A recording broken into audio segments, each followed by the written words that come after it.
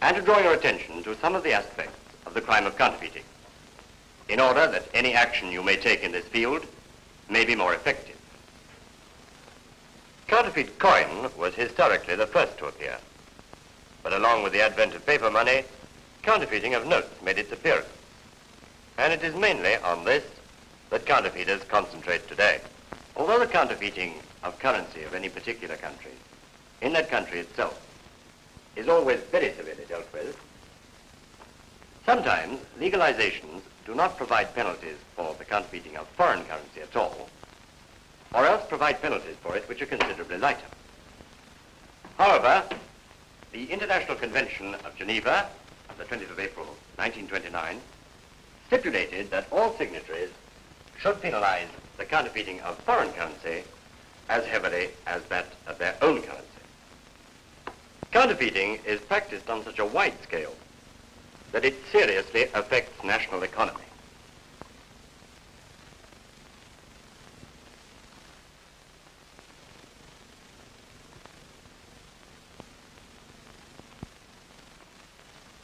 Coins are made from discs of some alloy and bear a design in relief.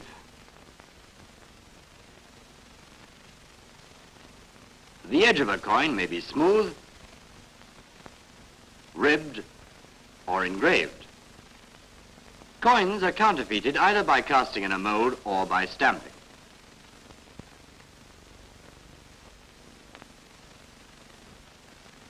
In casting money, the counterfeiter first of all molds the genuine coin in fine plaster.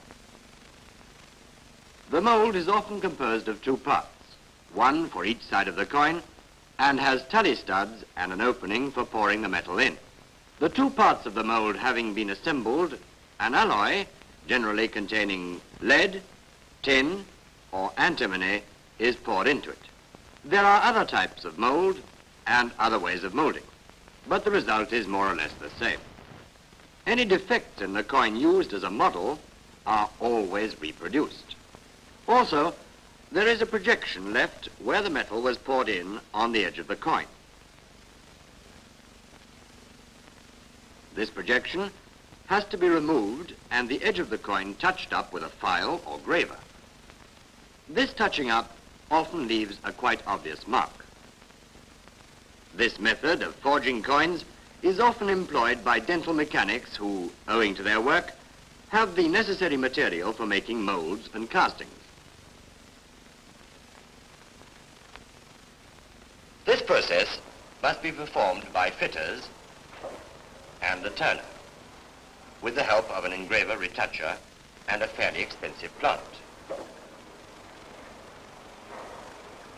In order to forge coins by stamping, first of all, an impression of the coin must be obtained in a block of steel.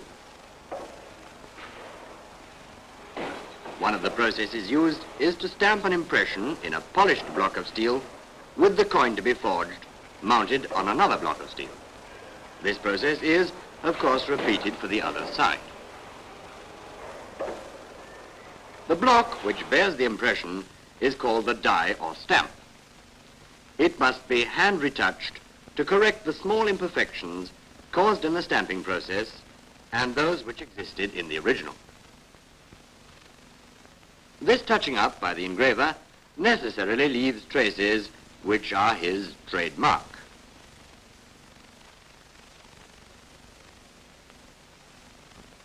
When the die has been retouched and any superfluous metal removed, it is hardened by tempering.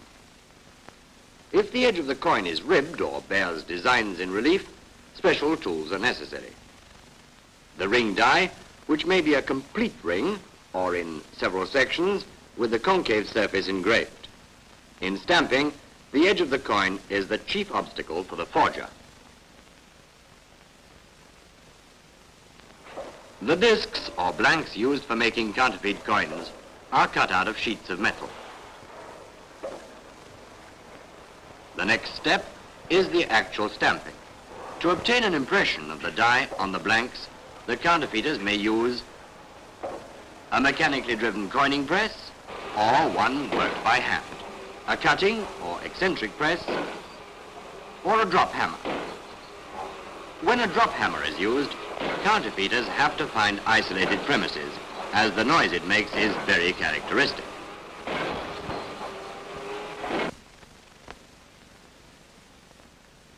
How is it possible to distinguish a false from a genuine coin? If the alloy of the false coin is quite different from that of the genuine one, the luster and sound will serve to show the difference.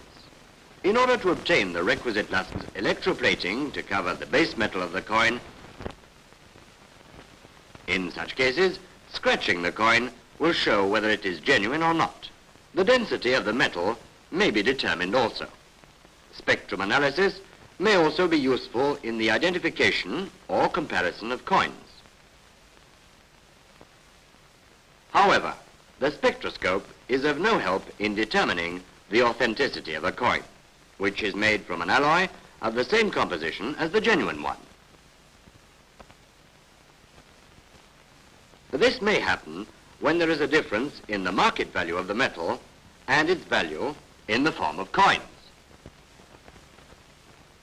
In such an event, as in all the others, it is the examination of the design which is the most certain method of determining whether a coin is genuine or not. And this is done by discovering the trademarks left by the engraver retoucher, mainly on the edge of the coin.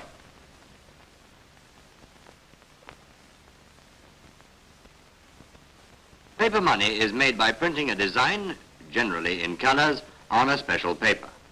The printing process may vary with the issuing authority, but we shall only describe the most usual methods used by counterfeiters.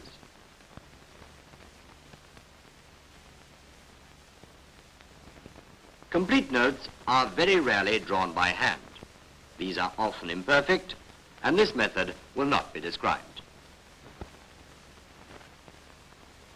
Photography, on the other hand, has made reproduction available to all, and it may be said that it forms the basis of all reproductions of bank notes.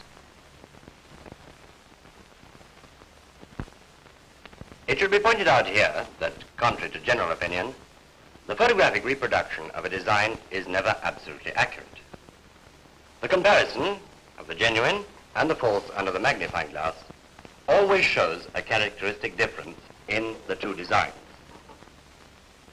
A photographic reproduction is always less well defined and clear than the original. Some parts are blurred and finer details disappear. The defects may have to be rectified by the retoucher. This work is always recognizable, even when the retoucher works on enlargements of the photograph. It should be said that half-tone designs and certain printing processes require the use of a screen, which is placed in front of the photograph. The screen is made up of a network of fine lines placed more or less closely together, so that the photograph is broken down into a series of squares, whose area depends upon the spacing of the lines. Let us now examine the chief processes printing has to offer counterfeiters for the reproduction of banknotes.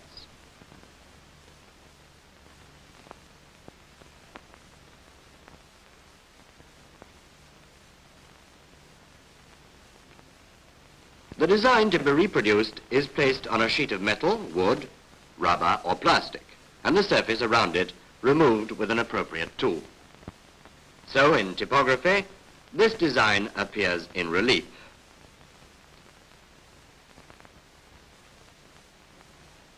In order to obtain a reproduction on paper, the surfaces in relief are covered with an even layer of ink.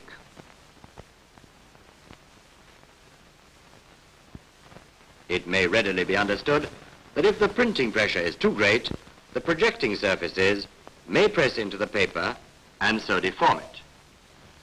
This deformation is negligible if the printing is done correctly.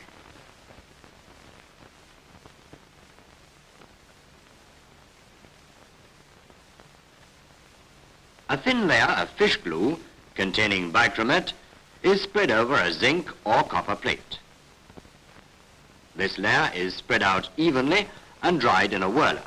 After this, the layer becomes light sensitive.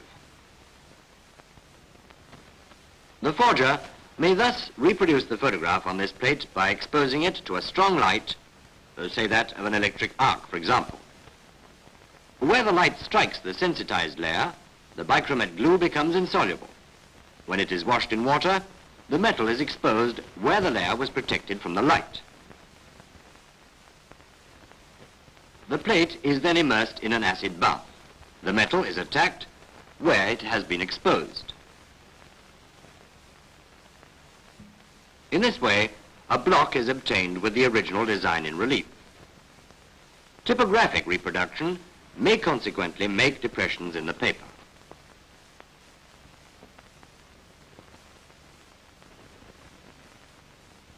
Engraving consists in hollowing out a plate of metal along the lines of the design, either by means of a tool, which is known as an intaglio, or by an acid, which is etching. The ink is put into the hollows formed and wiped off elsewhere. This is consequently the reverse of typography.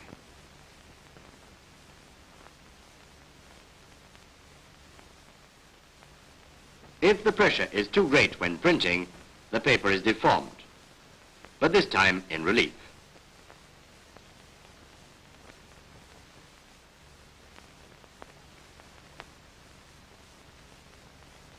Photogravure has also a sunken design. A photograph of the design is transferred onto metal, generally onto a copper cylinder. This cylinder, bearing the design formed by the action of an acid, constitutes the block in photogravure. Counterfeiters rarely use photogravure.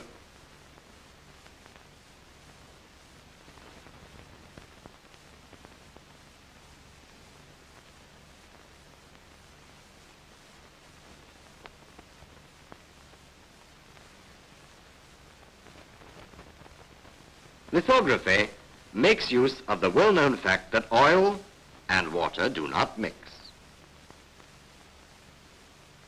A design is drawn on a piece of very fine-grained limestone with a special fatty ink.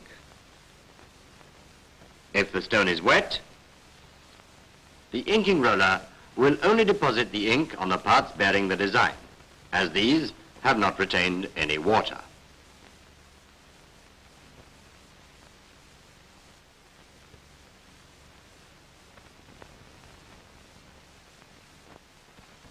The printing is therefore done by parts which are, to all intents and purposes, quite flat and do not deform the paper.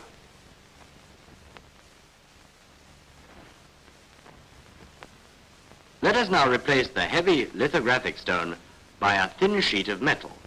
As in the making of photographic plates, a light sensitive layer containing bichromate is spread over the plate, and the photograph to be reproduced is copied by exposure to light. Then, by a special process, water-absorbent salts are deposited on the parts of the plate not protected by the bichromate layer.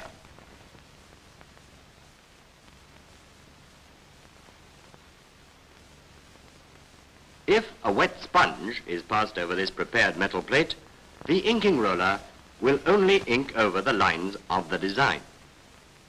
Thus you have a more convenient equivalent of the lithographic stone. There is one drawback.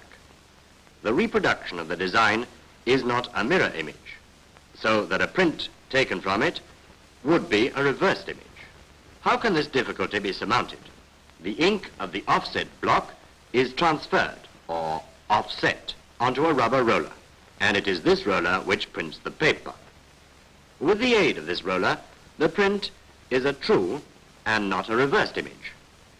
Offset printing is extensively used by counterfeiters because it is fast and faithfully reproduces the colors.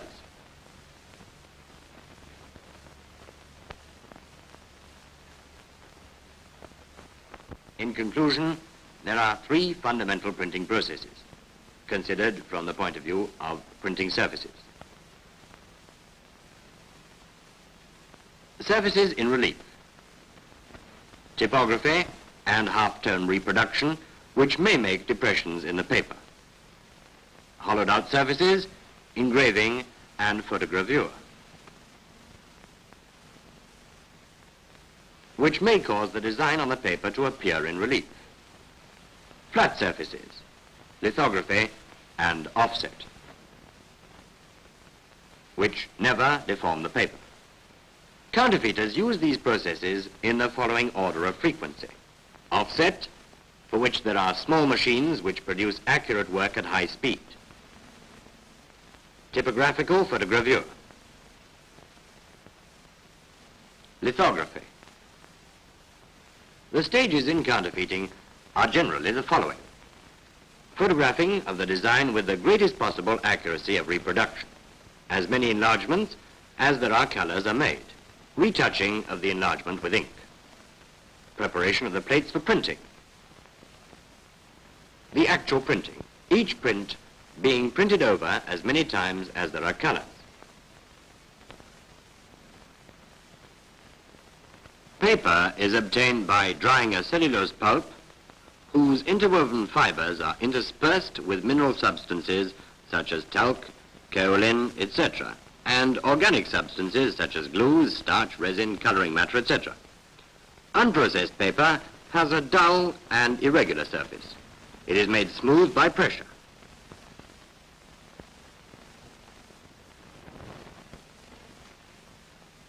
The paper is submitted to different processes according to the type required, some being treated with acids, other with coloring matter, paraffin, and so on.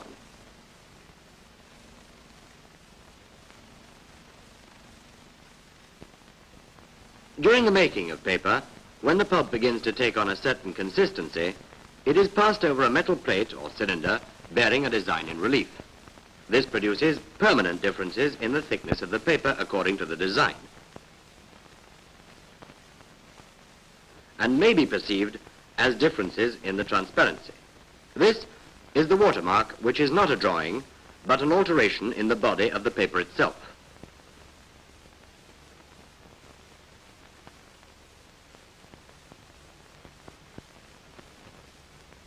For the counterfeiter, the watermark is a serious difficulty, perhaps the greatest.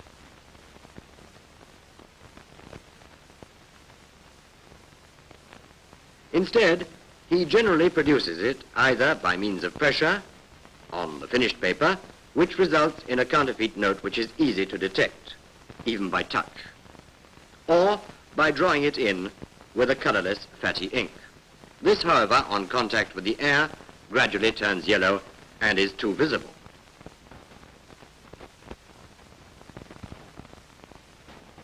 During the manufacture of the pulp, special ingredients may be mixed in, such as fine strips of metal, colored silk, etc.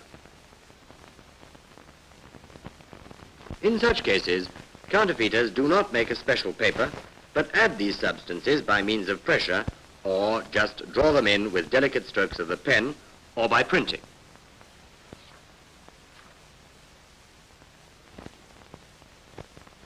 Scientific tests are generally superfluous in the detection of counterfeits.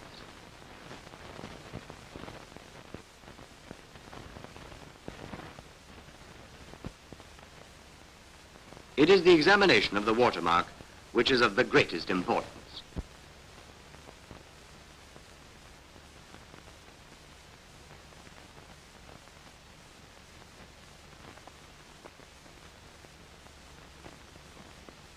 The numbering of counterfeit notes sometimes leads to their detection. The issuing authorities often use codes which, by the application of certain arithmetical formulae, make it possible to say straight away if the note is genuine or not.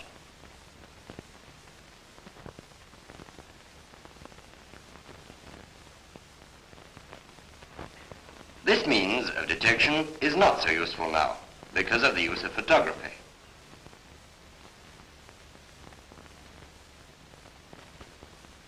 However, it is clear that something is wrong if there are two notes with the same number.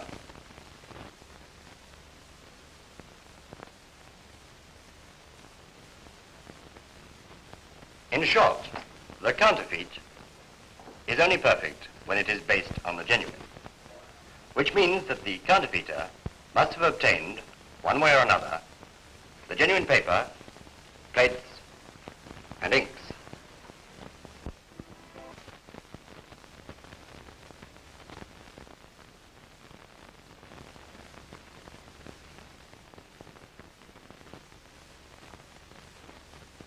We shall only deal with counterfeit notes.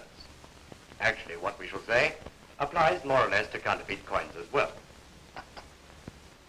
Generally speaking, counterfeiters print notes of moderate face value, such as are commonly used by the man in the street. The $10 bill, $20 or $50, the £1 note and the £5 note, 100 Belgian francs and 20 Swiss francs. The exchange rate of the genuine currency influences counterfeiters greatly. They will counterfeit currency which is in great demand but difficult to obtain. In other words, local and international political and economic conditions have a great influence on counterfeiting. Thus, it is more profitable to counterfeit hard currencies, and the profit depends, of course, on the difference between the official and the unofficial rate of exchange.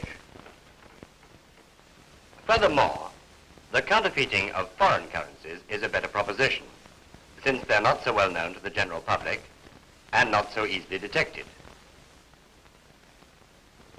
In countries where currency restrictions exist, the victim, being himself on the wrong side of the law, thinks twice about reporting the matter.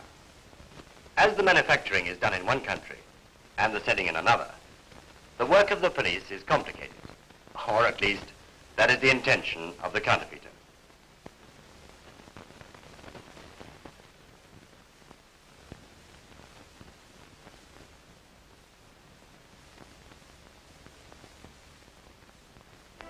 Like any other form of production, counterfeiting may be done by a single artisan or on an industrial scale.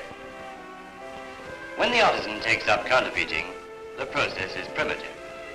The lower middle class counterfeiter works in a room at home with an ordinary camera or uses his skill at draftsmanship to reproduce the genuine money.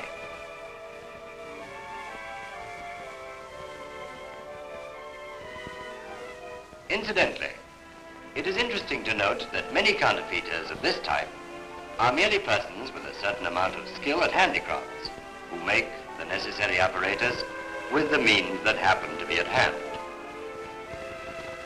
Such people are not usually professional photographers, printers, or engravers, but nevertheless sometimes succeed in producing articles which are astonishingly good. There are three variations of large-scale counterfeiting schemes. Firstly, there is the professional printer having all the necessary equipment, using his workshop for counterfeiting while carrying on a normal business. He secretly prints counterfeit notes. Such counterfeits are dangerous, for they are the work of a professional. However, such cases are rare.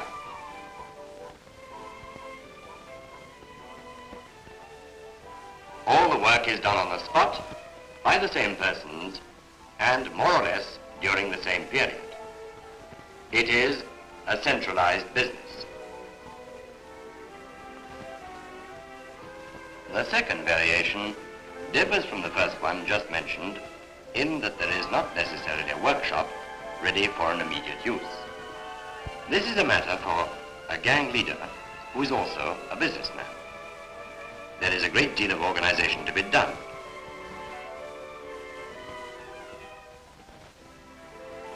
The choice of the site for the workshop is important. The counterfeiters could be betrayed by the noise of machines or by visits at unusual times. The workshop is generally in a cellar, at the back of a shop, or better still, in an isolated house in the suburbs or in the country.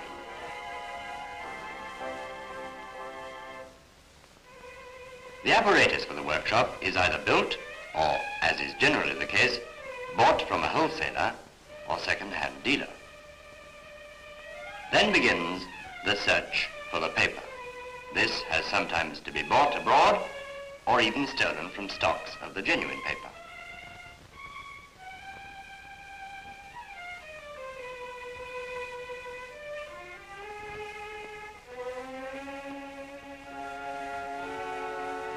In general, the workers or technicians are paid after the counterfeit has been produced. They receive genuine money or occasionally counterfeit money which they have made themselves.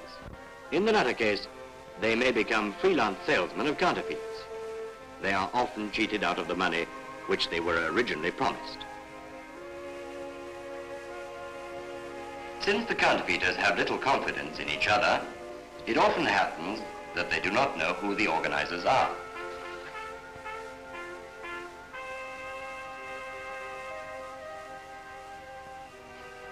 They are contacted and driven to the workshop by confederates. Sometimes they do not even know where they work. That is why the actual printer is generally only an accomplice with no knowledge of the organization.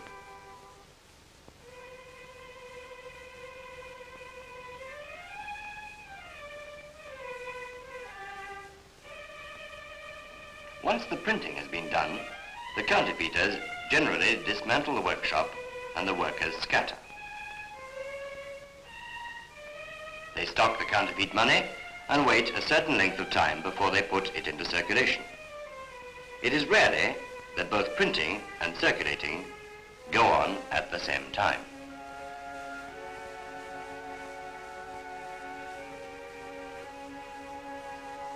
The third and most common variation is a decentralized enterprise. There is not just one workshop, but a whole series of them used for a short time only.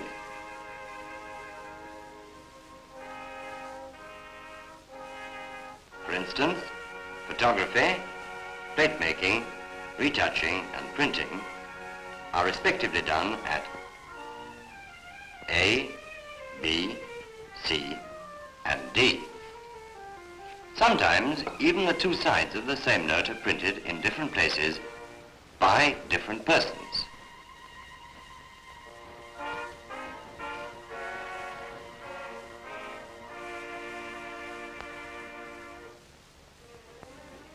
The artisan counterfeiter never manages to produce a large quantity of notes, of course. They are put into circulation either by the maker himself or by his close relations. The notes are generally got rid of when making the usual purchases for his immediate needs. Thus it is the local shopkeepers who are affected most, and the counterfeit money is circulated close to where it is made. The large-scale business method results in large stocks. The different secret transactions are entirely done through associates and are often carried out in two stages.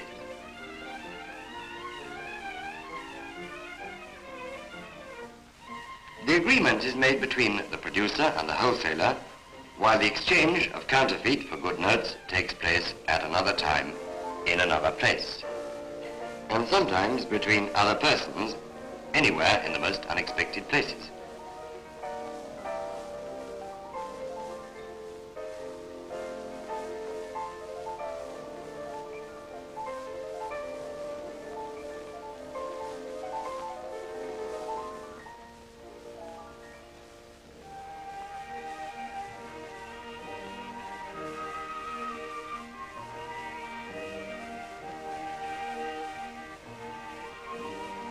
The principle is that of the triangle. Each person knows two others, the one who contacts him and the one he contacts. Each one makes his profit, of course, so that the counterfeit increases as it is sold from person to person, further and further away from its place of manufacture. The cost of counterfeits is usually 5% of the nominal value when it is first sold, and this may reach 40% or more at the end of the chain.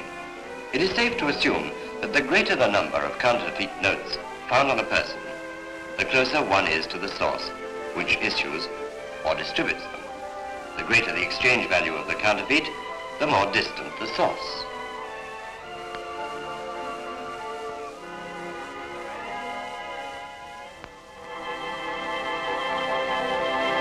Small sums of counterfeit money are generally put into circulation by buying some object or another from a shopkeeper.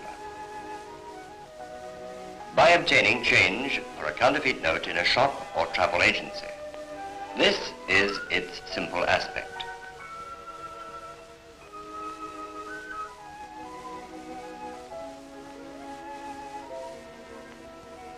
For large sums, the uttering of counterfeit notes is always a complicated process. The criminal who plays for high stakes will take his time over it, carefully creating confidence by regular purchases with genuine money, so that he may in the end buy something of far greater value with counterfeit notes, which are sometimes done up in bundles with genuine notes at the top and bottom. There are thus a great many ways of uttering counterfeit money. They merely depend on circumstances and the ability of the criminal.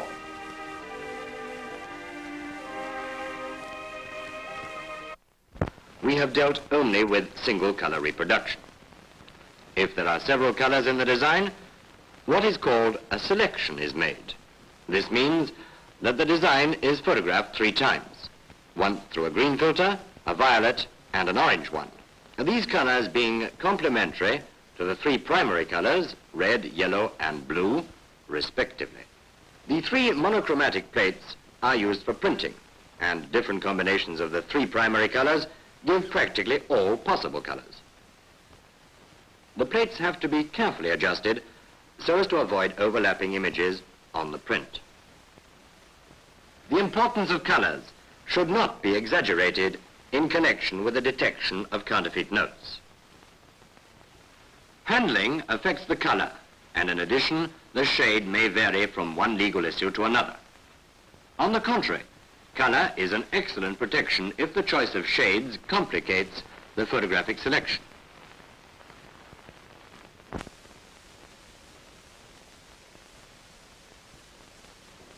In counterfeiting, the task of the police is twofold. In the first place, it has to destroy workshops before they can be used, whenever possible. And in the second place, to detect and render harmless all those who utter or make false money. In investigations of this kind, difficulties are often made, mainly by 2 things. The first place, that is the fact that time and distance reduce the chance of discovery. Currency of the same manufacturer may be circulating in different countries at different times. The isolated investigator may consequently feel himself unequal to the task. The second obstacle is the uniformity of motive in this crime, money. Therefore, there is no special guide of motive to the investigator. What then are the means left to him? Examination of clues, his knowledge of the criminal world, pooled national and international information, questioning, the search of premises, watching, and the informer. How then are these methods to be used?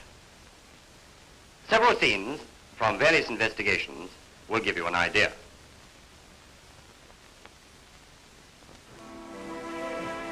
There is always something to go on, the counterfeit note itself. The investigation should never begin until information has been obtained about the counterfeit and his characteristics. In doing his work, the counterfeiter always leaves his trademark.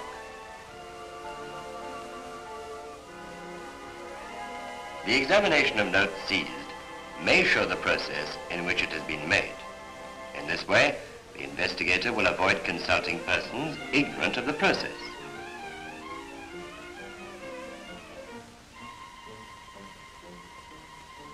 The examination of the paper will sometimes give an indication as to its origin. By comparing with other notes seized, the investigator can connect up different cases and establish a connection between them, which was not at first apparent.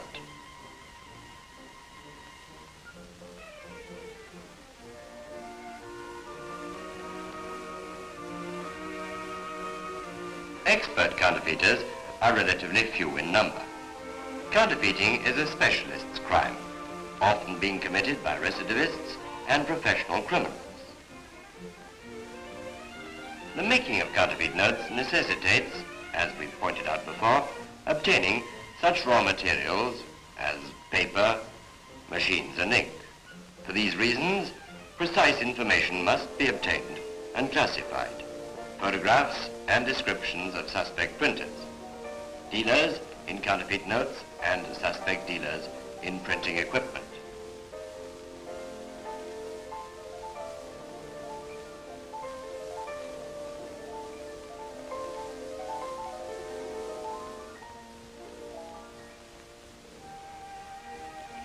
A knowledge of the criminal world does not only mean a knowledge of criminals.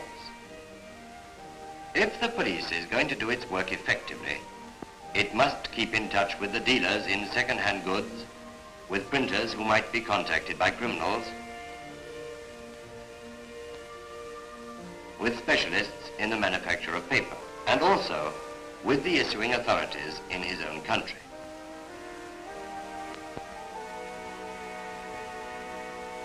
This preventive work can only be done by the pooling of information and close cooperation between all police forces of the country.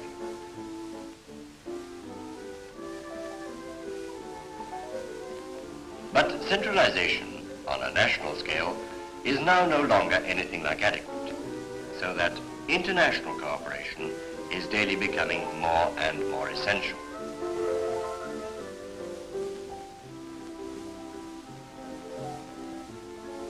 In fact, any purely national attempt to suppress counterfeiting is now foredoomed to failure.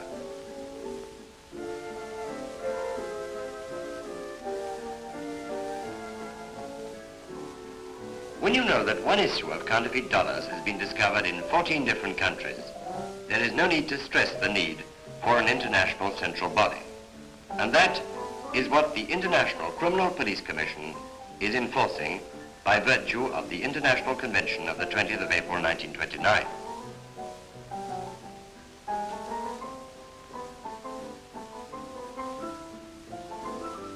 On an international level, and according to this agreement, the General Secretariat of the International Criminal Police Commission directs investigations and keeps records of counterfeiters and dealers in counterfeit money.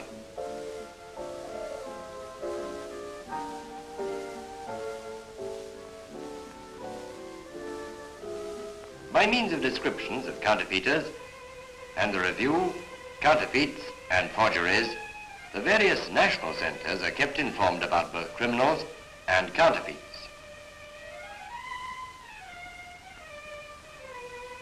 There is one thing that should always be remembered, and that is that the discovery of a counterfeit note is never merely of local importance, even if the local police think that they may be able to solve the problem themselves.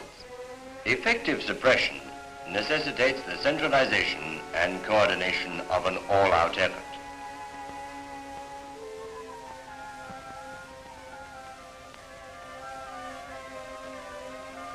The interrogation, in the great majority of investigations, is an essential factor in the preparation of the case. Generally speaking, the victims quite willingly reply to all questions. But what do they know? Nothing or practically nothing. There is little hope of getting anything of use from them. However, the victim's description of the man who gave the note may be good enough to identify one of the criminals. It may seem that it would be best to question the well-known criminal, and the temptation to bring him in for questioning would be strong. We shall not here give any advice on how to conduct the question, but let us imagine what would have happened if the suspect had been prematurely interrogated. Dealers in counterfeit money are generally criminals of the cleverest and most cunning type. The money hasn't the faintest suspicion that it wasn't genuine. At this stage, there is no other evidence apart from the counterfeit money, and nothing is easier for the criminal to find an excuse and to make up some story which would more or less exonerate him and protect his accomplices. He might mention a bar and give a man's nickname, but there is nothing which will either confirm or disprove his statement.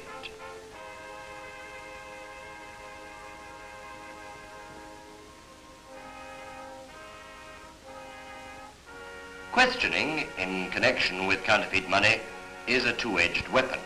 There is the danger that the alarm would be given and that the organization of counterfeiters, which might have been rounded up with other methods, will disperse.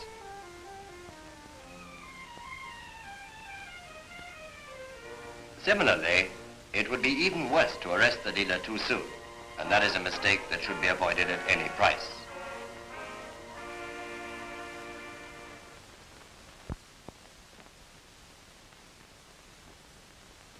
The same remarks also apply to a bad badly timed search. In the home of the dealer, there will be practically never found any really incriminating evidence. The stocks of counterfeit notes are generally so well hidden that they cannot be found by the usual search.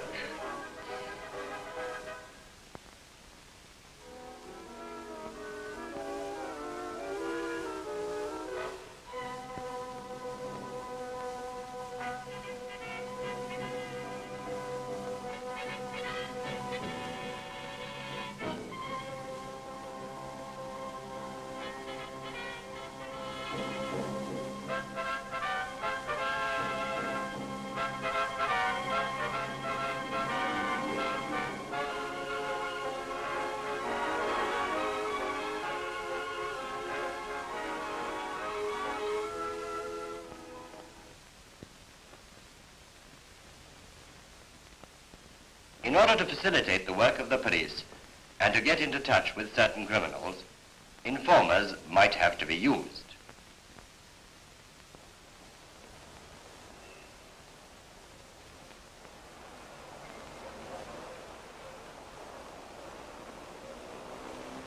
It requires a deep knowledge of human nature and of the way police investigations are conducted to deal successfully with informers. Through the informer, the extremely select circle of counterfeiters may be entered, and the investigators may sometimes in this way begin their work very close to the heart of the affair. To what extent and how should the informer be used? Ask your chief each time. His experience will be of the greatest assistance. But be careful. If the ruse is discovered, this may not only endanger its success, but also have dire consequences for the informer.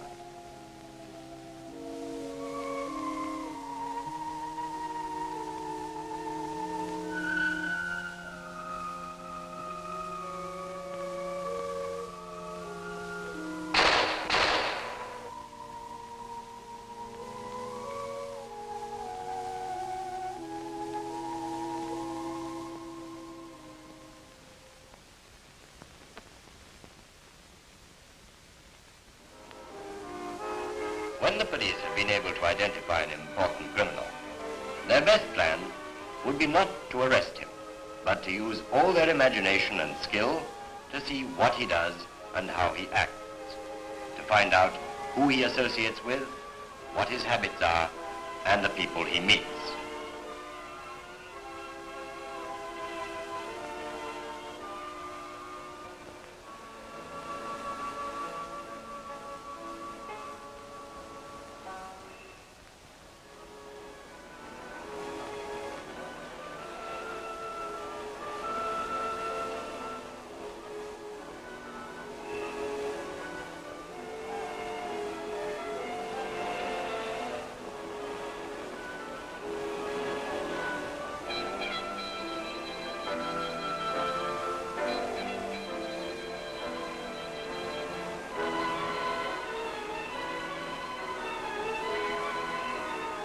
In counterfeiting, shadowing is of supreme importance in police strategy.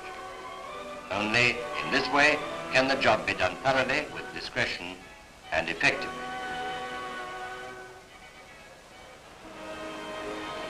It is far better than acting hurriedly when an immediate, though only partial success is achieved, with the result that final success is compromised.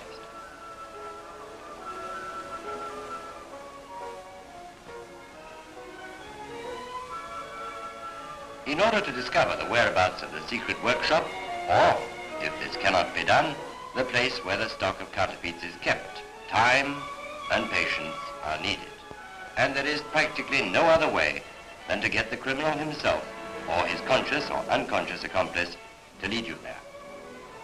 It is a thankless, difficult, and boring task. It may take several weeks or even months. It requires a considerable number of men and adequate resources.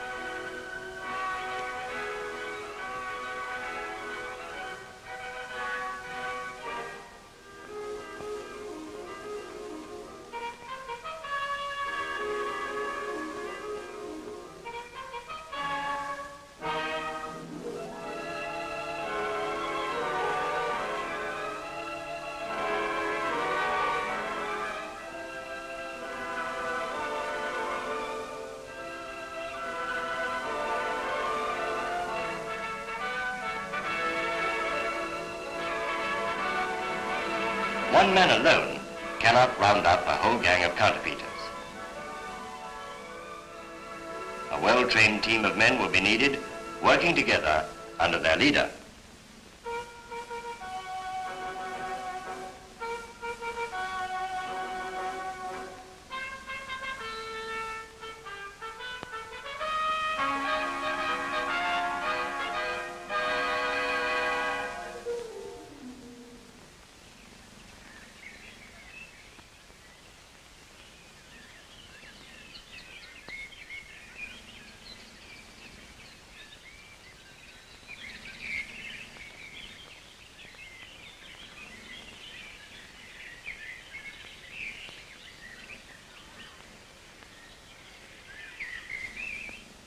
It is not the number of arrests that is important in the suppression of counterfeiting, but the importance of the men arrested. If the job is to be carried out effectively and efficiently, plans must be laid carefully and with patience, and the trap for the whole gang sprung only when you are sure of obtaining the optimum result. This is how such an operation may be carried out under the most favorable circumstances after many days of discreet investigation. Now, gentlemen, the operation will take place tomorrow at the time arranged. You will take your men to the house of the chief suspect. You will go with your men to the cafe where the members of the gang will be meeting. And the rest will search the isolated villa. Now, be particularly careful about clues. Things like inks in rags, paper, numbering machines, plates, lists of addresses, and so forth. Well, I think that's all. I hope they're successful. I'll see you tomorrow.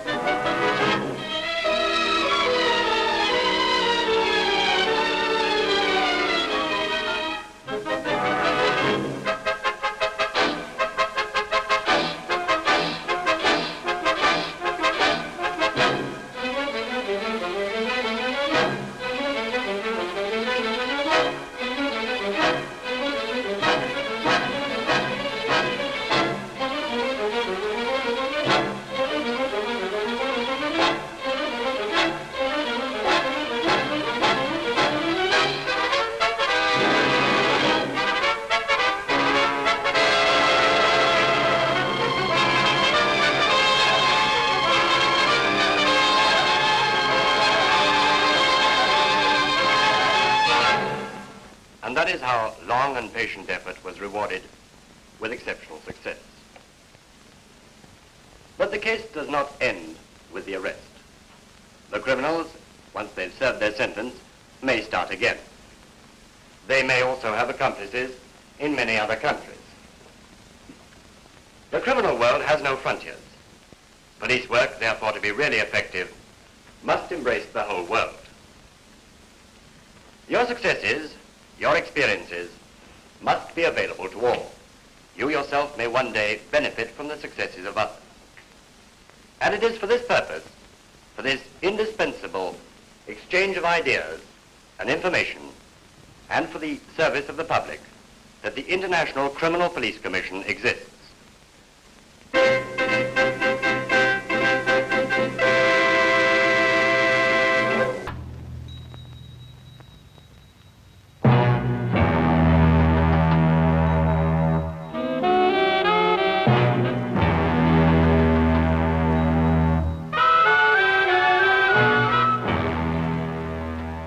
It all began in Detroit, Michigan, 1928, with the first police radio broadcasting station and a radio patrol car equipped like this, complete with roof antenna. It could only receive, it couldn't answer back.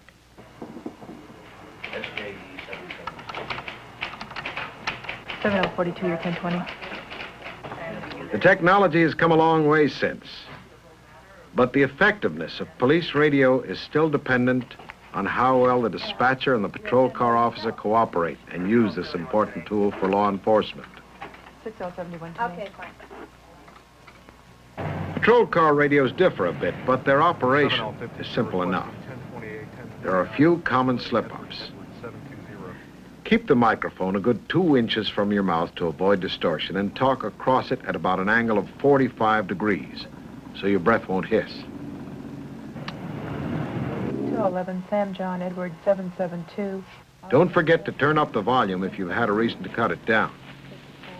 The episode 9. And keep your squelch control adjusted right through your shift to clean up background noise. Record not on file, no 1029. Hours not available. 7052, 10-4, Colorado and Pasadena.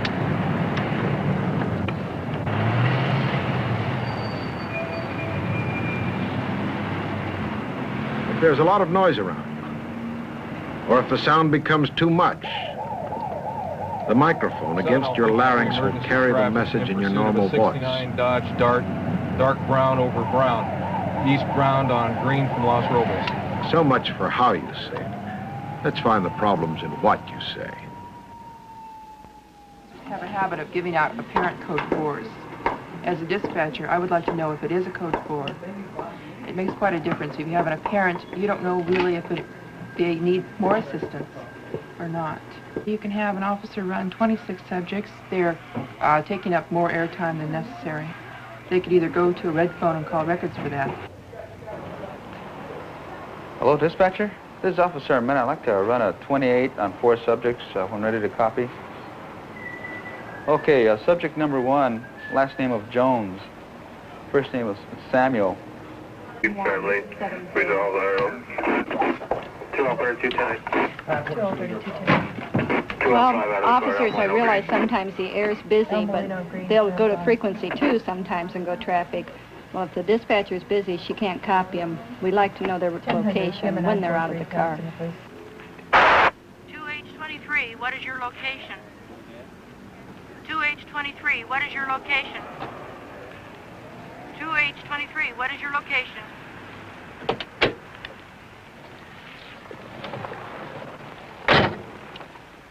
H23 LB 1098, BO 459, residential report. 2H23, your traffic was covered by another unit. Please repeat. LB 1098, it'll be a 459, residential report. Also, if they have been out of their car, when they go back in service, 10-8, they should tell the dispatcher and listen for radio traffic and not cover other units that might have emergency traffic at that time. Just a couple minutes, listen to it. I would say also that the officers rush their mics. They mumble. They talk too fast. See, they have a problem, too, because they have to get out and make contact with the person. But if they can wait, just a minute. A number of problems evolve daily between dispatchers and officers in the field. A common understanding of the problems will minimize the difficulties and help the overall efficiency of both departments involved. I prepared a list of the most common problems. Personality conflicts, dispatcher versus police officer. First of all, the most important is it affects the safety of the officer. Secondly, it affects the cooperation and the efficiency of the dispatcher. If you feel you've got a gripe against a dispatcher, don't argue on the air. Negative. Take it up with the 7051. supervisor when you get back to the station. If it's a case of wrong information, it could well have come from the desk or someone else. I think somebody stole my car. Can you describe it for me? Yeah, it's a black Chevy, 72, four-door. License JTM 361. Okay, if you'll excuse me a minute. The lack of field information is another problem. Unit 32, citizen reports his black Chevrolet stolen. License number of John Tom Mary 361. 3210 request year and model. 10-4 the year. The car is a 1972 and it's a four-door. 472 four-door. Remember that the only way your dispatcher can fully understand a situation is if you radio in all important details. The same goes for information requests. Let the dispatcher know everything you need to know so she doesn't have to ask you questions. Brevity is an art. It's probably the hardest thing to acquire. Superfluous radio language complicates the situation. Code usage or a few well-chosen words will expedite it. 6-5, suspect fleeing on foot, eastbound on Garvey, male white adult, be out with an injured party. 1700, KRC 733. Some departments prefer to use only a few of the better-known codes, like the 10 code. Properly used, it can save valuable airtime. 2H28, 10-4, 1022 to 1017, that's your 1020. 2H28 10-4. Code usage sometimes is overplayed. An officer will say he's 10-6, which means busy. He doesn't say on what. It could be busy going out of the city. It could be busy on a traffic stop. It could be busy being totally away from the radio. Unit 6, Paul 5, what is your location? Unit 6, Paul 5, what is your location? Lengthy absences from your car without phoning or radioing in can mean tying up another unit to see if you're okay. Unit 6, Paul 5, acknowledge. Unit 6, Paul 5, acknowledge.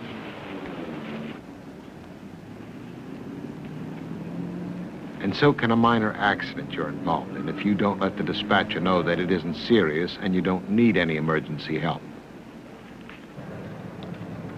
2L31, can I have the numbers again on West Colorado for the burglary? Repeat requests are another common everyday problem. It results in an excessive amount of airtime, or another unit might have emergency traffic. You're simply getting a repeat of something that has been put out very clearly. You are not monitoring your radio. Get your phonetic alphabet down pat.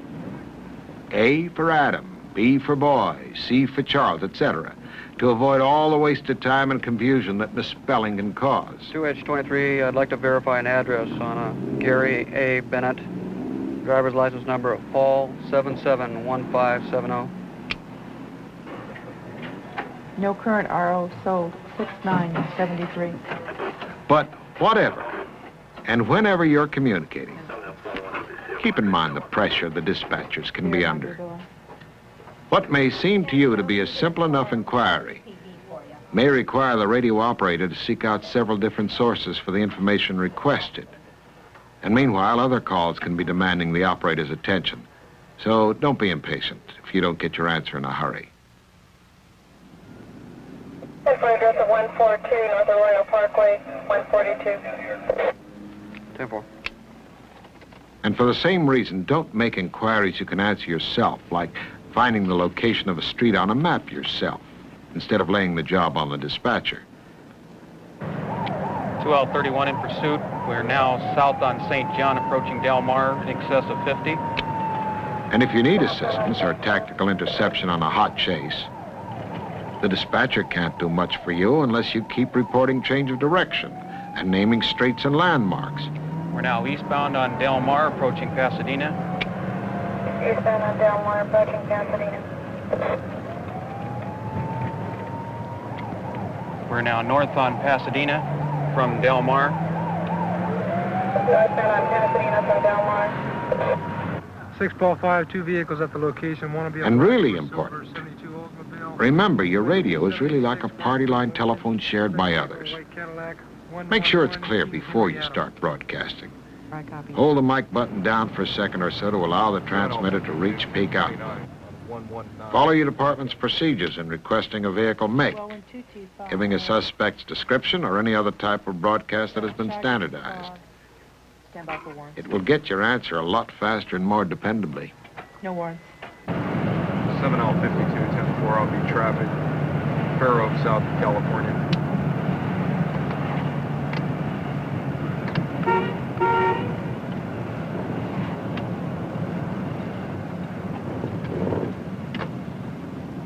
Proper use of the patrol car radio. It's not as easy as the ABCs, but they still apply. A for accuracy, B for brevity, C for courtesy. Put them together, and you've got the kind of radio teamwork that pays off.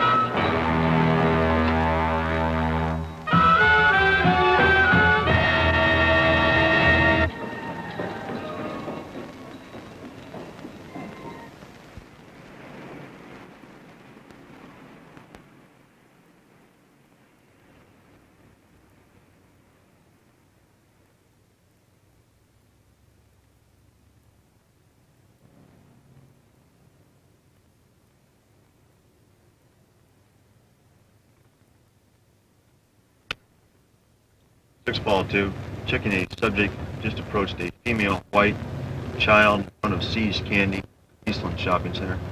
When you've spotted suspicious circumstances that you want to look into, as with any field inquiry, it's important to get as close to the subject as you can before he's aware of you. Get in as close as possible with your car without alerting him, but remember, in the car you'd be at a complete disadvantage if you had to draw a weapon. So the final approach should be on foot.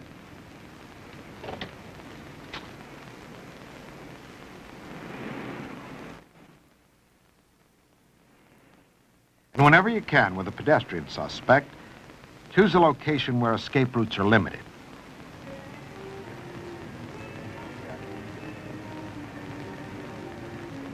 You're off. Get word out of the pursuit in any way possible. All the police departments.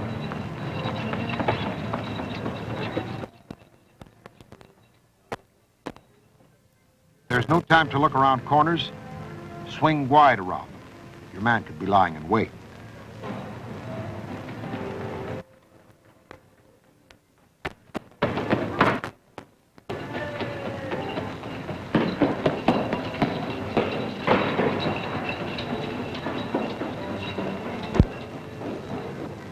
And let the suspect run interference for you.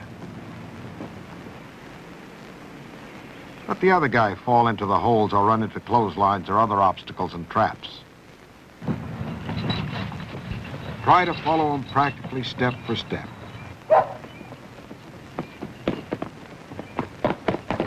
But be prepared for the possibilities of the suspect laying down his own minefield.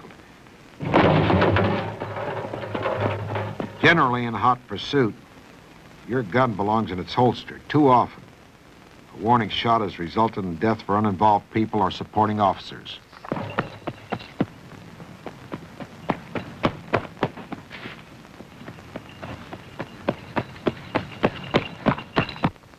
If you lose sight of your man, slow down so you can be alert to possible ambush.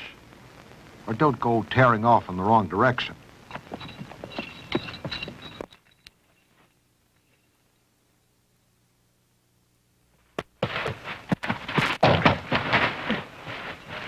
If your man goes down, don't count on his staying that way.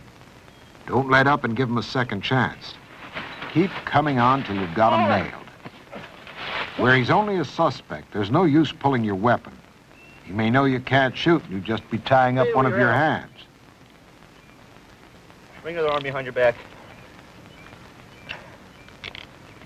Okay, get up. Take him back to the car with the minimum force necessary.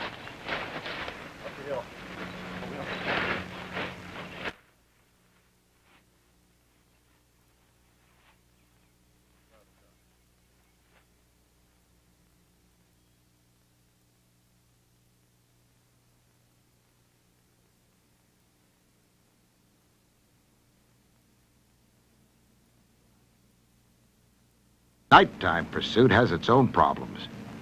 You might feel the suspect's going to get away if you don't hold your light on him. But at the same time, you can spill on a hazard and really lose him if you don't check your own path. Because there's more chance of ambush at night, when you lose sight of your suspect, get a lot more cautious. Freeze! Freeze! Hold it, police officer! Freeze! Hey, Johnny ran in between the Volkswagen and the pickup. You go a little bit further, about 2 cars up. Larry, go on past him. Hey, you guys stay there and I'll check along with these Volkswagens. With other officers available, a quadrant search should be established. Then gradually, carefully, and methodically close in.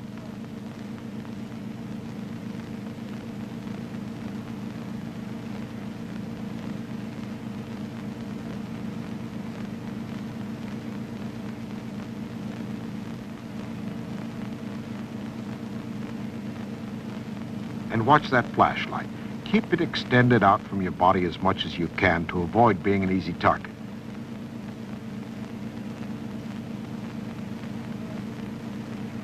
Moving your light quickly and frequently from the suspect or where you think he may be to what's in front of you is usually the best you can do.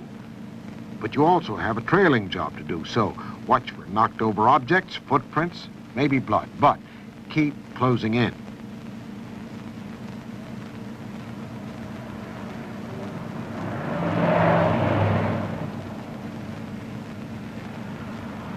Okay, John, I'll hold it here by the van if you guys will come on across and see if you can find him.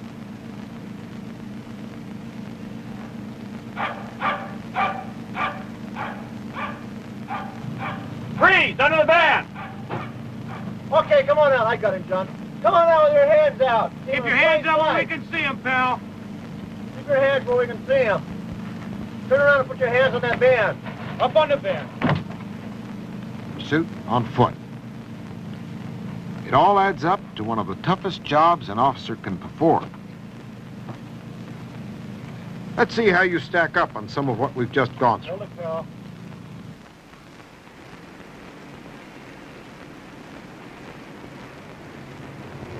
Is this true or false? Whenever you spot suspicious circumstances from your patrol car, you should get as close as you can with your car before approaching a suspect on foot. The answer is false. Try to park the car far enough away to avoid attention of the suspect. The final approach should be on foot.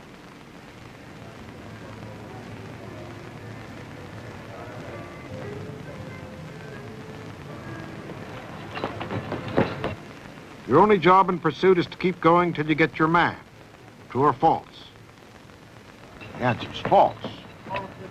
If you can, let other officers in the area know where you are so they can help cut off escape. You don't stop at a blind corner to peer around. True or false? True. In hot pursuit, swing wide. Keep going or your man can be long gone.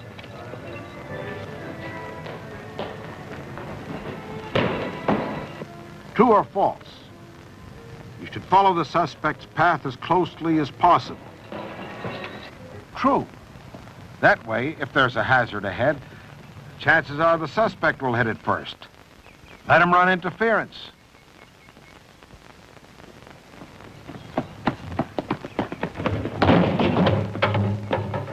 And if he starts laying down obstacles, then it's a good idea to draw your weapon and fire a warning shot. True or false? The answer is false. Too many innocent bystanders and other officers have been hit by warning shots or attempts to wound the suspect. Keep your eye on the suspect, but keep your revolver in its holster while the chase is on. In night pursuit, keep your flashlight searching for the suspect all the time. True or false? False. You also got to use that light to see where you're going. This is the right way to hold that flashlight. True or false? True. Keep it extended from your body. It lowers the chance of your being a prime target. Yes, pursuing suspects on foot is a rough, tough job. But done right, chances are when that chase is over, you'll not only get your man, but you'll be there too, to bring him in.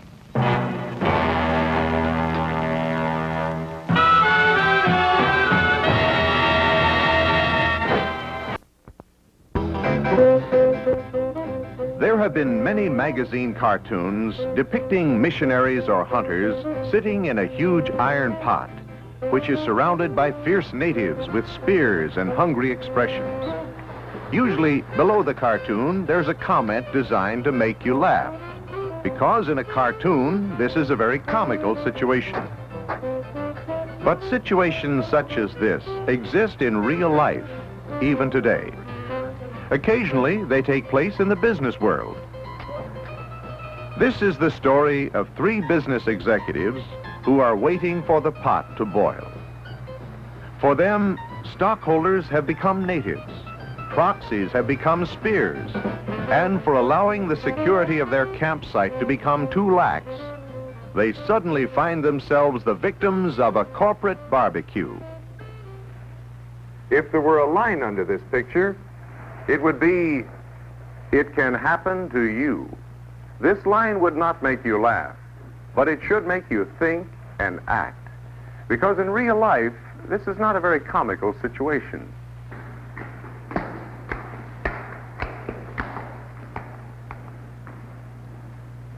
Here are top executives of a company which experienced a year of record sales and an unexpected loss of $250,000 to thieving employees. How did it happen? Easy. During the year, inadequate records failed to show any inventory shrinkage. But the year-end inventory revealed a sizable shortage, which was traced directly to pilferage. The year began with the introduction of a new, very desirable product and a sly, eye-winking attitude toward pilferage. And now it's ending in embarrassment, stockholders' discontent, shrinkage in company assets, inability to make customer deliveries. Oh, they realized a certain amount of pilferage was taking place, but tossed it off as a routine part of doing business. This executive figured it would cost more to stop the pilferage than to absorb the loss. When pilferage losses exceed the cost of production, that's the time to talk about plant security, figured this executive. They didn't believe their trusted employees would steal. They didn't realize that only trusted employees steal. If an employee isn't trusted, he wouldn't have access to material worth stealing. If he wasn't trusted, he wouldn't be inside the plant. Their company has experienced a severe setback. It happens to many companies because industrial pilferage has emerged as one of the most popular crimes in the nation. Prevention, not apprehension, is the answer to pilferage. Prevention is not only the best defense, it's the easiest defense. A shortage of cash is not difficult to detect, to prove the loss, to justify the claim. A shortage of warehouse stock, raw materials, tools, and parts is much more difficult to detect. It's even more difficult to prove it was stolen. And without unquestionable proof, the hopes of being reimbursed on a fidelity claim are very, very slim. But sometimes it takes a boot in the profit column to make believers out of "it couldn't happen to me" skeptics. Don't fool yourself. Your employees are stealing from you too, right now. And every time they get away with it, they get more confident more ambitious. Well, how are you, gentlemen? Good to see you. Can we take your coat? Nice to see you again. I've been expecting you, Ed. How are you? Fine. A little chilly out there today, isn't it, Ed? It certainly is.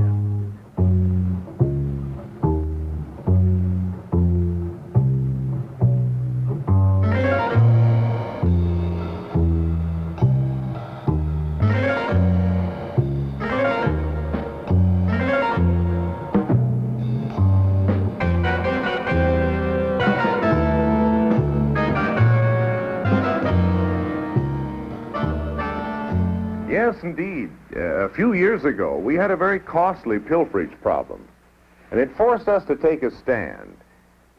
Either allow it to continue and absorb the loss, or do everything possible to curb it. And we elected to prevent it. How has it paid off? If you mean in dollars and cents, it's paid off handsomely. We roughly figure we've already saved more than double our initial outlay, including the annual expense for maintaining our security setup.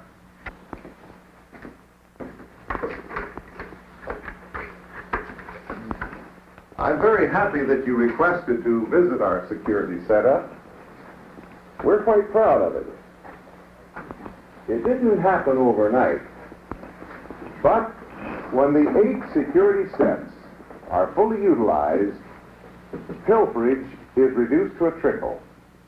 Perimeter security, P&V control, guards, area security, shipping and receiving, production, internal controls, hiring.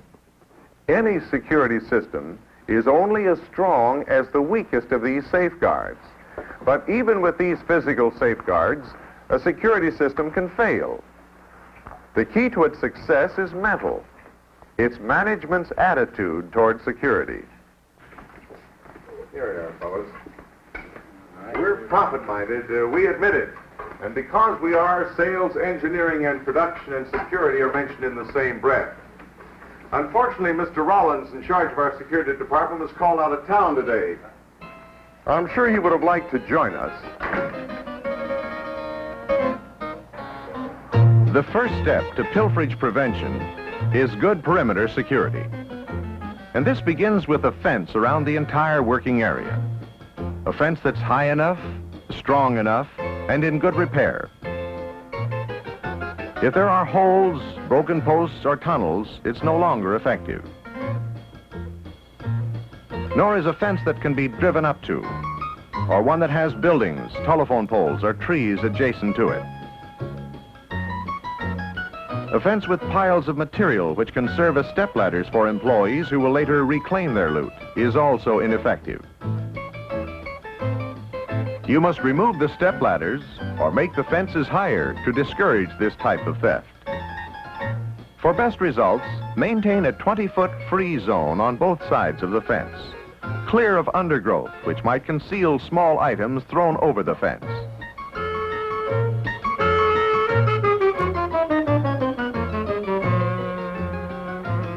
Barriers placed along the free zone will prevent employees from driving up to the fence. When buildings serve as part of the perimeter, windows should be covered with screens. In general, if an opening is big enough to get something of value through it, then it should be controlled. Exits directly onto the street should be locked, guarded, or controlled by a supervisor in a nearby work area. Danger spots in perimeter security, such as railroad spurs, sewer lines, and streams, may require special attention. Don't wait until the boat sails before securing your perimeter. Protective lighting should be utilized wherever possible. Personnel and vehicle control, known as P&V control, is the second safeguard against the would-be pilferer. Unless you're a bird, there are only 4 ways in and out of our perimeter. We'd have only 1 gate if possible, because the fewer perimeter openings, the better for maximum P&V control.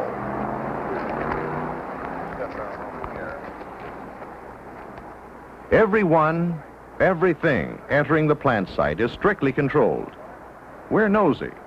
We want to know their business, and we want them to stick to their business. Hold it there 1 minute. Employee parking areas should be outside the perimeter fence. This is part of P&V control. Where limited space necessitates parking inside the perimeter fence, use watchtowers or roving guards to curtail unauthorized shipments. It goes without saying that all visitors, whatever their business, as well as employees, are screened by the gate guards. Employee badges are strictly controlled and distinctive and difficult to alter or counterfeit. They not only have the picture of the employee, but also tell the plant location where he's permitted to be.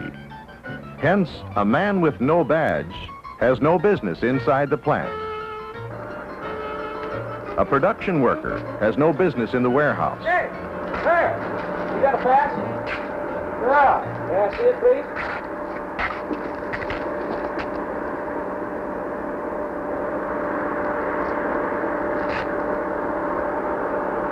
Oh, what's the matter? This is not right back for this area. Oh, I have to pick up a package. It's right come with me, please? Morning. I'll have your box here, sir. You can't take it on the plan. I'll get it after the trick now. Yes, I'll give it to you about 3 o'clock, and I'll get the receipt for it. Pick it up here? Yes, right here. Employees are requested to leave all parcels, bags, boxes in their cars, or check them at the guardhouse. Thank you. If not, there goes several dollars of your property. Our exiting employees undergo regular lunchbox checks, since this is a favorite place to hide small objects.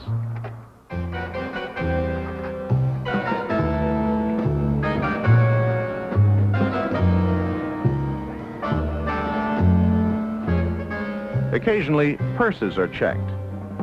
During periodic inspections, discrimination is avoided. If one employee's lunch pail is checked, all pails are checked. This is a must.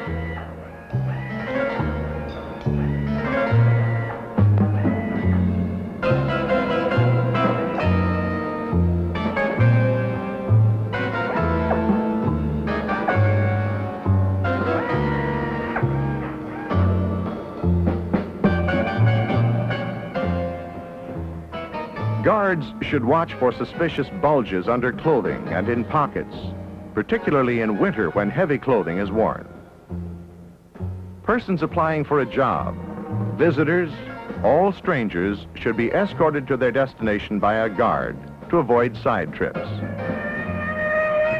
An effective package pass system is a must, with all employees understanding its mechanics. One of the most foolproof systems involves making 3 copies of the pass and having all copies regularly compared at a central point, with all passes containing serial numbers for accurate control.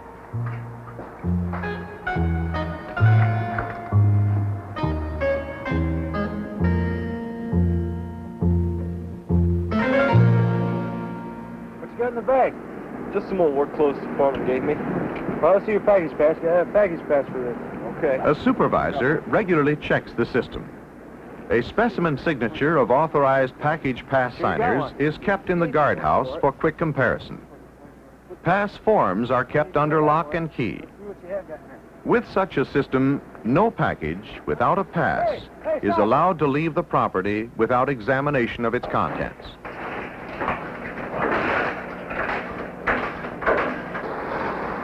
All trucks are thoroughly inspected when entering and leaving. Records are kept, time in, time out, shipping orders, even driver identifications. Does personnel and vehicle mean checking the interior of the trucks also? Oh, yes. Many a company has been fleeced by an employee joining forces with a driver to make off with a truck bed full of scrap metal, conduit, material so large and heavy that it might be considered unpilferable. At our north gate, where most of our truck traffic is, we have a truck scale. The incoming truck is weighed when it arrives, and again when it leaves.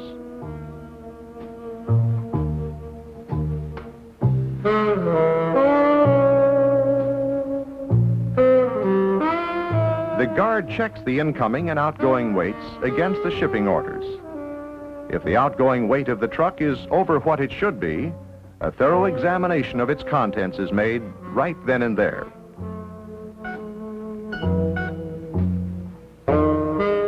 Perimeter security, personnel and vehicle control, safeguards 1 and 2. The third safeguard is the company security staff, the industrial guard. Good security demands good guards, well selected and trained, aware that their job is just as important to the success of the company as the hundreds of employees they must deal with. Guard staffs may be contracted from security agencies or company operated, but they should never be made up of former employees who would put friendship ahead of duty. Periodically, guards should be rotated. A disinterested or careless guard is little better than no guard. Oh, now, Ruth, are you sure? Yeah. What are you doing tonight, Ruth? Never make guards of men who are physically or mentally unable to do the job. Make sure contracted guards are bondable. Don't confuse contracted with meaning trustworthy. In any case, a guard must be the type of man who will follow all company policies and carry out all security procedures. The success of any security system depends upon it. Incidentally, a master key system is well worth the time and effort to establish it. The fourth safeguard is area security.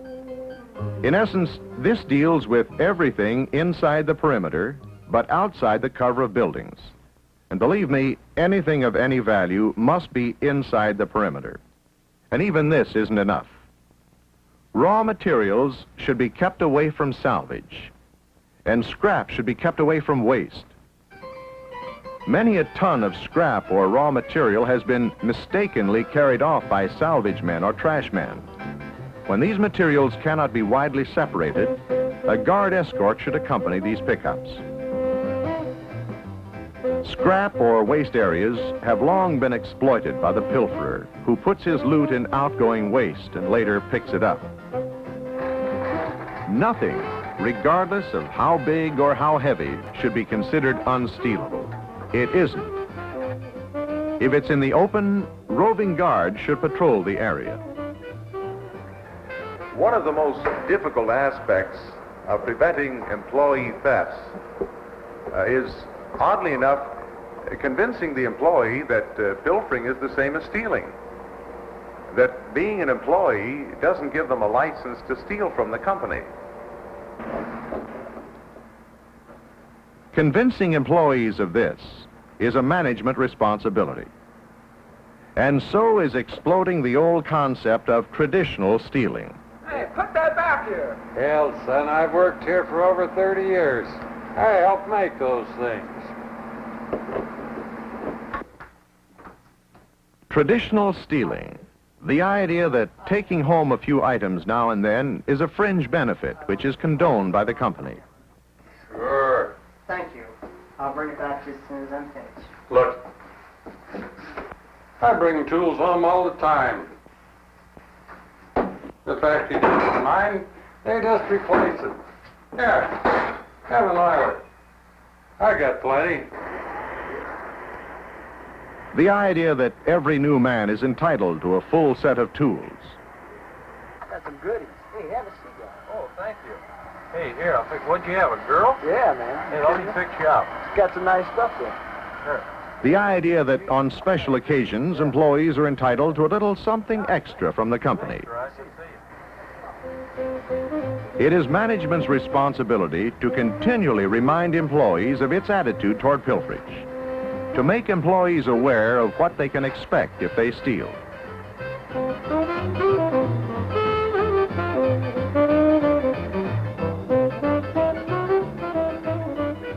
It is also management's responsibility to refrain from pilfering or assigning company workers the job of working on private projects. Even if you own the company, you'll be setting a poor example by cheating, and it most certainly will be adopted by the employees. Well, if you've warmed up a little, let's move on to our fifth Pilferage safeguard. Situated at one of the most critical areas in any industrial plant, shipping and receiving. Okay. All right. Here. Now, this is one half that critical area. This is receiving. Our shipping docks at the other end of the plant. Come on, there's something I want to show you. Trucks waiting to be loaded or unloaded must be parked away from the freight docks. Near the docks, they could serve as a Trojan horse for merchandise slipped inside. And the horsemen have their parking area, too.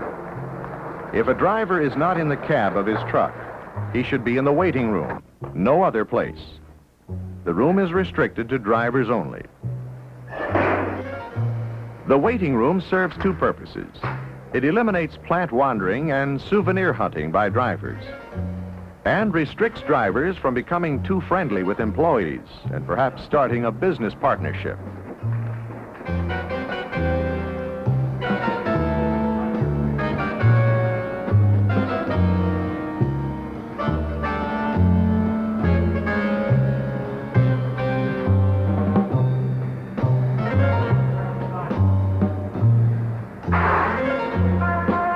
A good dock guard more than earns his keep.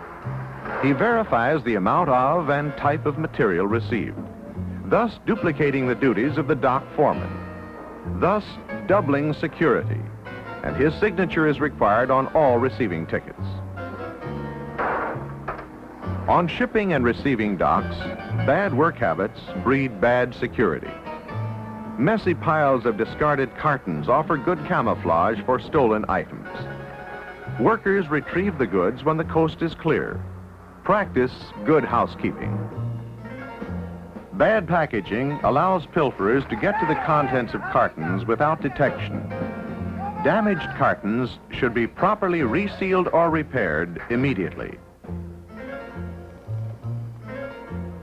Slipshod loading of trucks makes for easy theft while en route or at stopping points. Who will notice it missing? Sealing the trailer keeps the load in and pilferers out. Spot trailers correctly to avoid the possibility of goods dropping between dock and tailgate. Handle all freight quickly from the dock. Don't allow backlogs. Remove the temptation offered to this box canyon thief.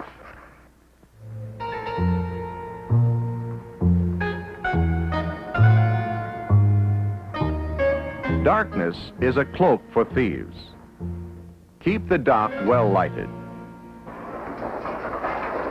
Here is one of our production areas. This is where the sixth safeguard to pilferage makes its home.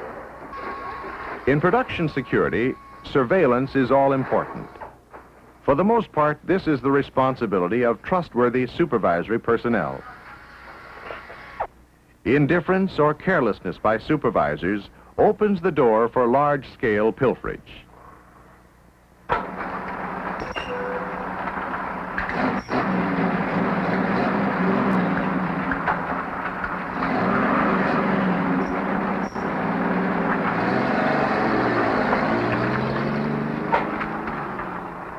Here, as well as in other critical areas, is where electronic surveillance devices such as closed-circuit television can become a strong deterrent to stealing.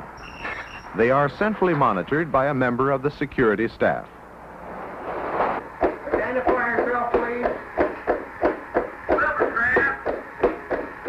You'll have to do better than that. I want that pass number. Just a second. I must put that pass in the coat I wore yesterday to work. Well, you'd better come to the factory office. You know the rules. Get a quarter-inch drill? Sure. The tool crib is well protected and under constant supervision, and only with approved requisitions are tools issued.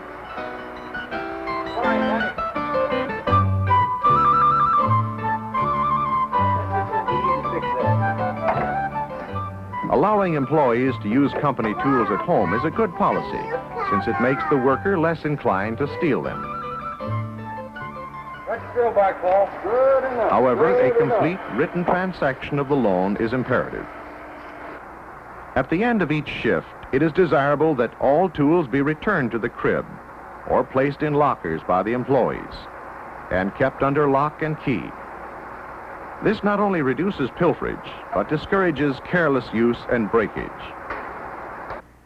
Constant attention should be given to tool security by the foreman. Management should insist upon it. Tools should be marked for positive identification of ownership. No outer clothing, lunch boxes, or parcels should be permitted in the production area. Nothing but what the worker needs to do the job. He sees his coat again only when he is ready to leave work. The same goes for his lunch bucket after he eats. It is essential for security that lunch and locker rooms are separated from the production area.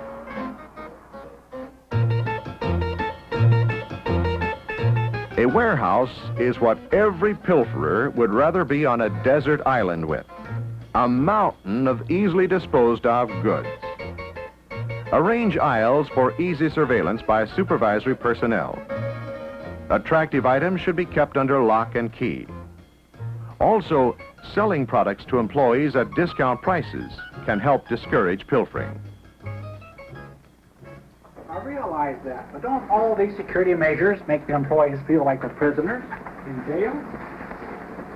On the contrary, employees take pride in being a member of an efficient operation, even as you and I do. Oh, they might feel persecuted by our tight security system if they have a guilty conscience. One of the most important security measures is our number 7 safeguard, our internal control system. You might say it removes the temptation to steal. That it's unfair to expose employees to company assets which are not protected by controls and registers. If employees know that shortages will be promptly noticed, they will be far less inclined to run the risk of pilfering. We eliminate this temptation to steal through the use of the standard cost system. It's nothing new, but it is an extremely effective system for determining if pilferage exists and where the loss, if there is one, is taking place. In essence, the system is this. We predetermine the normal cost of all raw materials, labor, and overhead to develop the standard cost of manufacturing a single unit. Thus, the inputs to inventory can be evaluated on a consistent price basis, and the cost of shipments determined on the same price basis. Moreover, by taking the dollar value of inventory at the beginning of the period, adding the inputs, and subtracting the outputs for shipments, scrap, spoil work, and so forth, we can predetermine what our actual inventory on hand should be at the end of any period.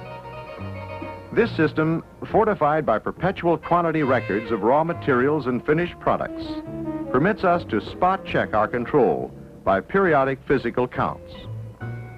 If the actual cost along any of the steps suddenly varies, becomes out of proportion with the established standard, it warrants an investigation. The standard cost system provides answers to many questions, the kind of management information that pinpoints areas where losses are occurring, thus permitting management to act efficiently to curb losses and enhance profits. Employees steal because they think they can get away with it. The standard cost system, computerized or manual, goes a long way toward eliminating this thought.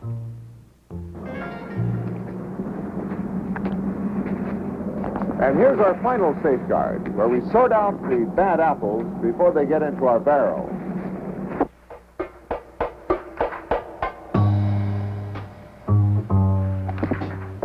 Hey, how about give me a call? Maybe we can call you. Security specialists agree that the best defense against the pilferer is background screening. Okay, sir. I have the name. I'll check our records to see if we have any information on this person. Will you please hold the line for a minute? I'll be right back. Our nationwide survey revealed that 70% of those involved in a theft from their employer later became involved in another crime. When an employer is hiring a new person for a position of trust, we feel he is entitled to know the character of the applicant. All right, back up. Get your hands up. Get that other hand up there. Back up. Get that hand higher up there. All right, now don't get any ideas, fella. Start calling the police, because I'll be right back. Few security people will disagree with the fact that a major portion of today's industrial pilferage could be avoided if applicants were carefully screened, and this includes credit ratings, anything which indicates instability.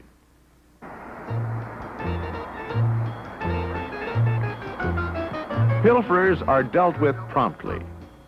We feel that management which endures petty thefts without taking corrective steps will generally tolerate larger thefts until the thievery reaches major proportions. Leniency on the part of management may be interpreted as weakness and actually encourage thefts. Well, one thing still bothers me. I'm sure there isn't a management group in the whole country that wouldn't want security such as you have, but how could they justify the huge expense and the disruption of employee morale that it entails? The largest, most efficiently run companies in the world have disproved this fallacy. They've kept records of maintenance costs compared with savings. The savings far exceed the costs of a good, sound security system based on the 8 safeguards to would-be pilferers. Small companies which feel they cannot afford such a security system fail to consider that they are the ones who can least afford pilferage losses, and that it is far easier to install controls in small, compact operations than in a vast maze of buildings spread over tens of acres. If you couldn't afford these losses, or pilferage losses like them, then you have no choice, do you? Well, we'll see you.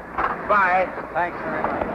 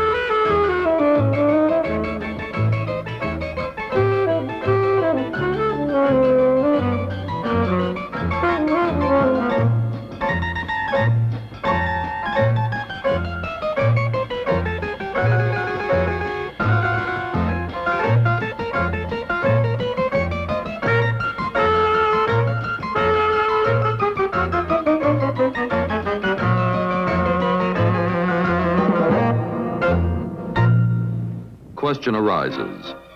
What does one under the influence of LSD hear, see, and do?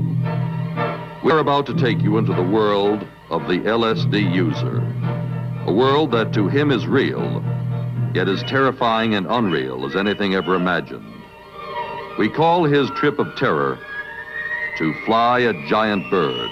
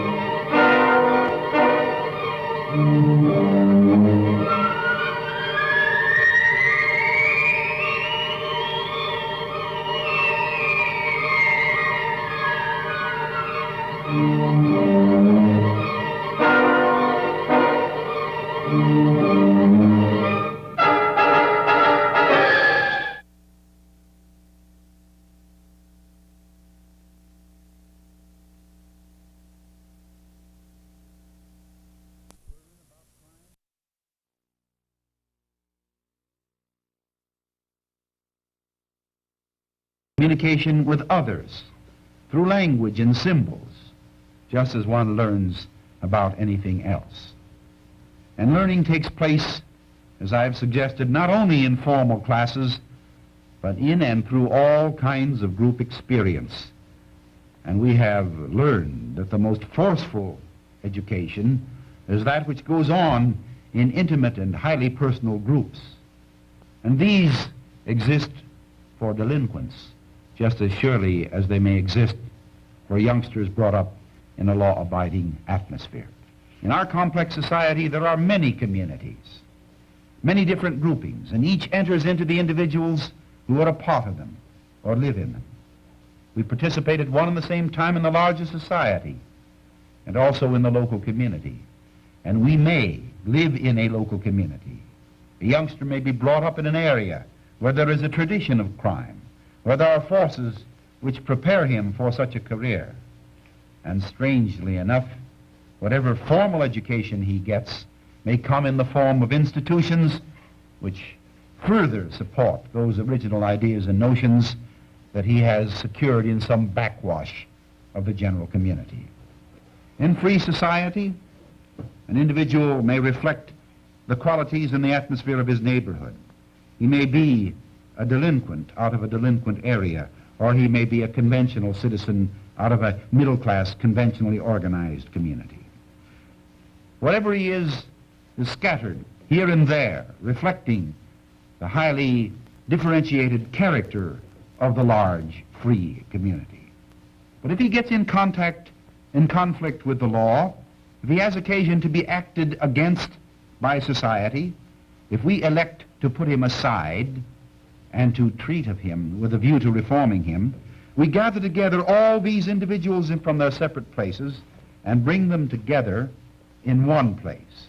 And these individuals are all alike in these separate places as delinquent, only to come together from their separate existences in the free community and to be created together as a prison community, to come together here in a society which is afforded for them by the conventional world.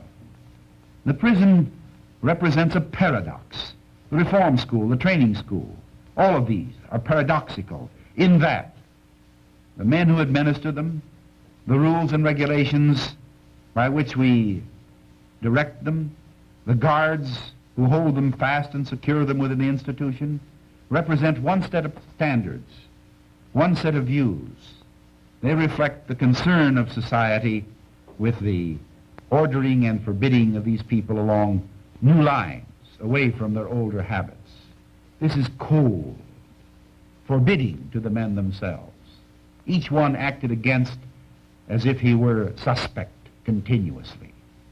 But inside this building, these people who guard them are found together persons who comfort each other, who exchange in the warmth and the understanding of their common plight, their past experience, reinforce together their hostility toward the world which has put them there. And one may ask, which is more forceful by way of education? This influence in the warm center or heart of the prison, or the guards who surround them and hold them constantly suspect? Perhaps we can get an answer to that question by going to one of the experts who spent many years as a research student and as an administrator of correctional institutions. Mr. Hans W. Mattick was formerly criminologist with the Illinois Parole and Pardon Board, and presently is assistant warden of the Cook County Jail, one of the largest institutions of its kind in the United States.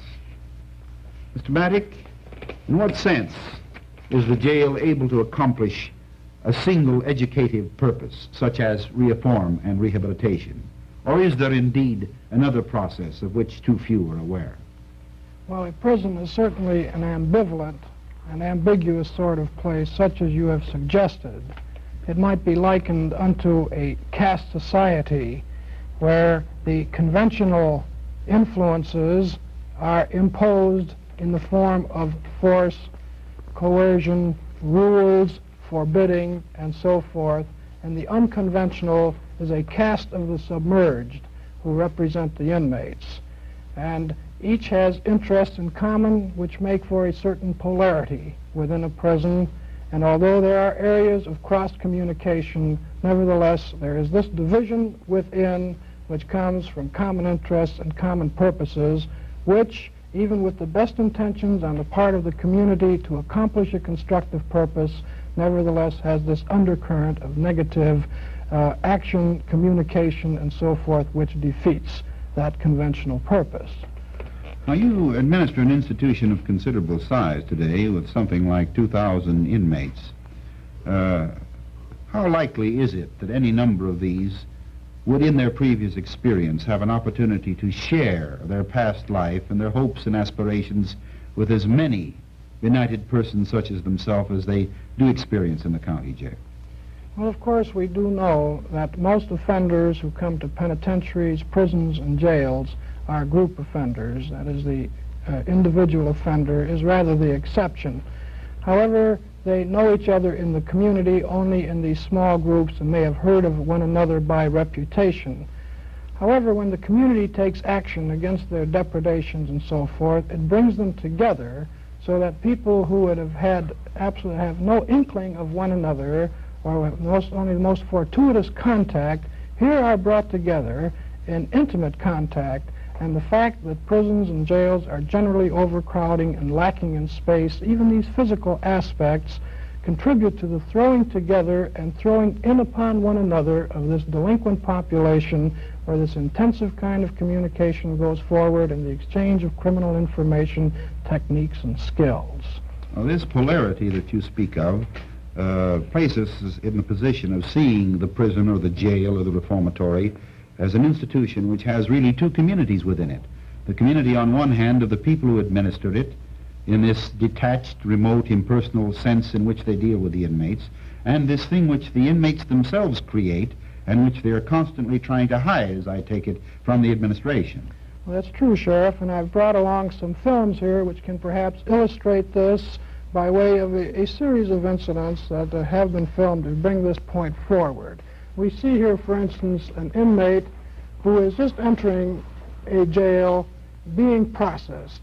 You'll notice that the predominant tone of the whole action is to treat the inmate as a sort of an object, a source of information, and so forth. There's certainly no warmth here. This doesn't mean that we have to be sentimental about this, but we do have to see what the experience means to the prison inmate from the inside in order to understand and deal with him. Here, he is stripped of his clothing, his whole demeanor is suspect, and there's good legitimate reason to suspect him, perhaps, but nevertheless we do have to think of these effects on the inmate and what this does to him by way of readying him for a reception with people who are treated in a like way. In other words, the jail administration or the prison administration is pushed into the position because of the needs and hopes and aspirations of the men themselves, regarding every action on their part as suspect, to treat with them impersonally as a statistic, so to speak, as a number that might, if they weren't watched too carefully, do something that would be a problem. Yes, and the inmates reflect this, of course, in many informal kinds of organization, which are a sort of a passive resistance. And then the nature of social life in a jail is of such a nature that men reinforce one another's values, and the predominant values tend to be those of those who have been there the longest, those who have the greatest reputation, and in that kind of a highly selected population, those will be precisely those that are most delinquent. Any ordinary citizen who's never been in a jail can't begin to appreciate what it means to be mugged, so to speak, as this man is, have his clothes taken from him, be carefully searched, constantly told not to talk out loud and obey orders, keep clean. That is to say, to destroy every vestige of privacy which every human being ordinarily takes for granted, and in that sense to become public in every respect. We have to consider another aspect of what this does. Life in the free community requires a certain amount of initiative and drive and so forth.